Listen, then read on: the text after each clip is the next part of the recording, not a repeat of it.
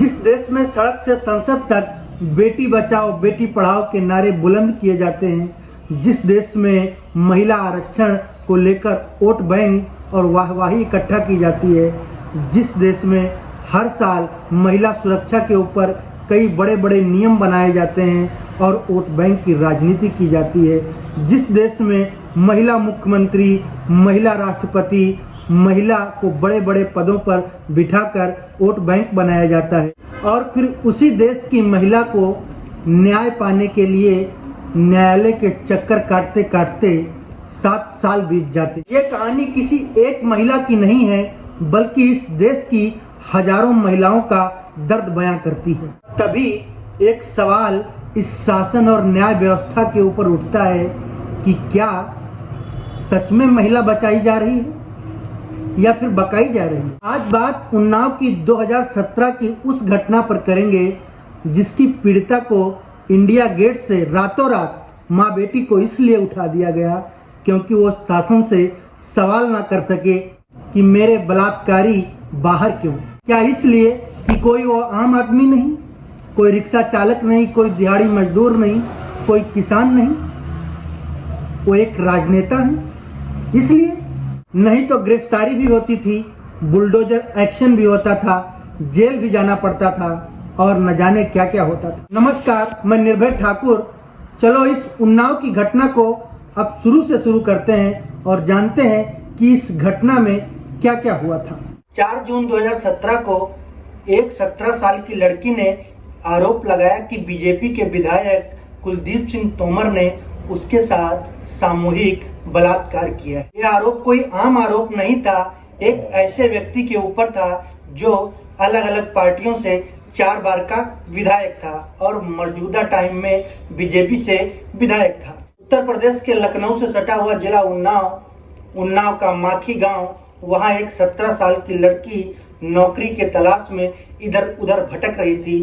पास में रह रही शशि सिंह नौकरी का झांसा देकर स्थानीय विधायक कुलदीप सिंह सेंगर और उनके साथियों के द्वारा उस लड़की को अगवा कर लिया जाता है और साथ में गई शशि सिंह गायब हो जाती है।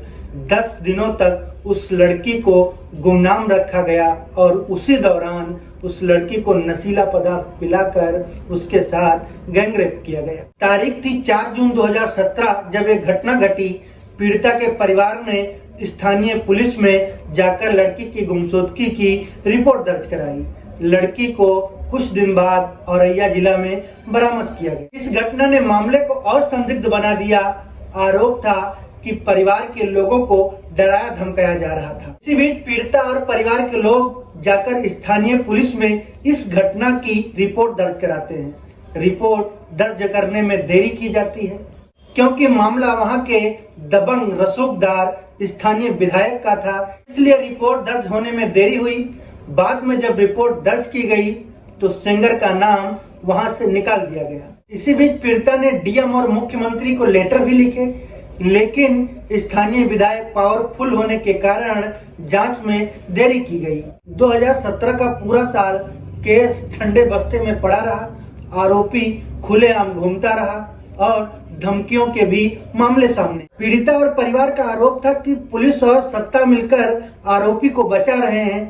सामाजिक मानसिक तनाव से जूझ रही पीड़िता के पिता को इसी बीच कथित रूप से 3 जुलाई 2018 को उसके पिता को अतुल सिंह और उसके साथियों के द्वारा बेरहमी से पीटा जाता है, फिर पुलिस को दे दिया जाता है। पुलिस गैर कानूनी हथियार और तमाम फर्जी आरोपों में पीड़िता के पिता को पुलिस अपने कस्टडी में ले लेती है। तमाम अत्याचारों यातनाओं से परेशान होकर पीड़िता 8 जुलाई 2018 को मुख्यमंत्री आवास के सामने आत्मदाह की कोशिश करती है। इस घटना ने पूरे देश को झकझोर दिया। फिर मीडिया और सामाजिक संगठनों ने सरकार से सवाल उठाए। इसके बाद यह घटना राष्ट्रीय स्तर चर्चा का विषय बना। फिर 9 अप्रैल 2018 को चिकित्सा और दवाओं के अभाव में पिता की मृत्यु हो गई। पीड़िता के परिवार ने इस मौत को सोची समझी हत्या करार दिया। इस मौत ने पुलिस प्रशासन की भूमिका पर सवाल खड़े किए। विपक्ष ने सीबीआई की मांग जोरों से उठाई। 10 अप्रैल 2018 को यह केस सीबीआई के हाथों में पहुंचा। सीबीआई ने निष्पक्ष जांच करना शुरू किया और कुलदीप सिंह सेंगर को गिरफ्तार कर लिया। इस गिरफ्तारी से साबित हो गया कि यह घटना केवल आरोपी तक सीमित नहीं थी। तमाम राजनीतिक दबाव के बाद ये गिरफ्तारी पीड़िता के पक्ष में हुई थी। फिर 28 जुलाई 2018 को सेंगर की एक काली करतूत और सामने आई। पीड़िता के कार को बरेली में ट्रक से टक्कर मार दिया गया। इस घटना में पीड़िता के मौसा की मृत्यु हो गई और पीड़िता गंभीर रूप से घायल हो गई। इस मामले में भी कुलदीप सेंगर के ऊपर केस चलाया गया। 1 अगस्त 2019 को अन्याय और विवाद बढ़ता देख देश की सबसे बड़ी अदालत इलाहाबाद हाई कोर्ट ने इस केस के 5 मामलों को दिल्ली ट्रांसफर कर दिया। दिल्ली के 30 हजारी कोर्ट में 5 अगस्त 2019 से इस केस पर रोजाना सुनवाई होना शुरू हुई और 45 दिनों के बाद 16 दिसंबर 2019 को इस केस में सेंगर को दोषी पाया गया। अदालत ने माना कि सेंगर ने एक नाबालिग के साथ बलात्कार किया है। ये फैसला पीड़िता के कई वर्षों की लड़ाई के बाद प्राप्त हुआ। फिर 20 अगस्त 2019 को न्यायालय ने धारा 376 और पास्को की धारा 6 के तहत कुलदीप सिंह सेंगर को उम्र कैद की सजा सुनाई और 25 लाख रुपए का जुर्माना रखा। इस घटना से पूरे देश में कड़ा संदेश गया और कुलदीप सिंह सेंगर कई सालों से जेल में है। लेकिन इस घटना में एक नया मोड़ 2025 में फिर से आता है। 23 दिसंबर 2025 को जब दिल्ली हाई कोर्ट ने उम्र कैद की सजा को सस्पेंड करते हुए कुलदीप सिंह सेंगर को जमानत दे दी। ये मामला एक बार सुर्खियों में फिर आया जब पीड़िता और उसकी मां इंडिया गेट पर सरकार से सवाल पूछने को गई कि मेरे बलात्कारी बाहर क्यों, जो हमने आपको इस वीडियो के शुरुआत में बताया था। हालांकि इस घटना के बाद सीबीआई ने इस मामले को सुप्रीम कोर्ट में चुनौती दी और सुप्रीम कोर्ट ने हाई कोर्ट के इस फैसले को रद्द कर दिया और कुलदीप सिंह सेंगर के सजा को बरकरार रखा और एक बार फिर पीड़िता के परिवार और पीड़िता को न्याय मिला।